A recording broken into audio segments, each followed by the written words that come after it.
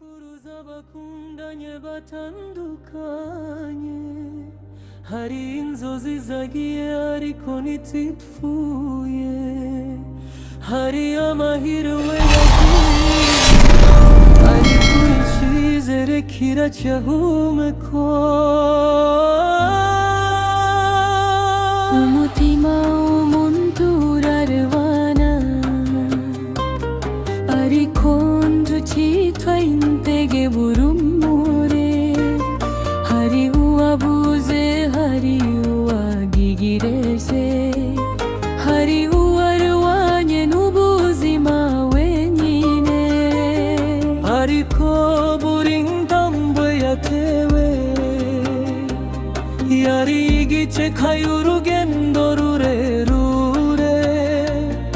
Ndacyobona cyose kiba ari cyo, hari ibihishe inyuma y'amaso.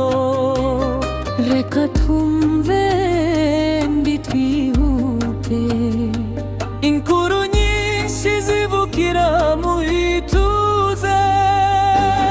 Inkuru irasaza yanditswe mu mitima yacu, amarira n'ibishimo byubatse ubuzima bwacu.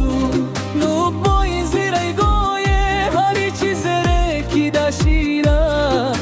Mu buzima bwacu bwose hari urukundo rutazima.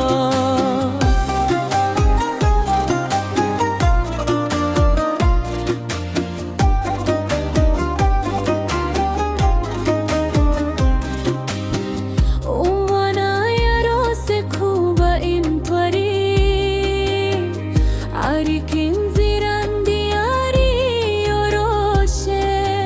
Umubyeyi ashyira ibirindiro bye mu mwana, n'ubu buzima bumugerageza.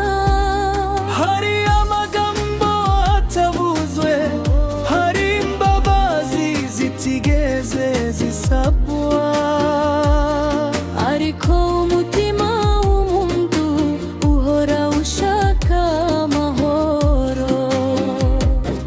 Reba kure witegereze neza, ubuzima ni isomo rihoraho. Iyo wumva ko byose birangiye, hari indi paji itarandikwa. Inkuru irasaza, ikomera mu gihe n'ubwo ibihe bihinduka, umutima nduhinduka.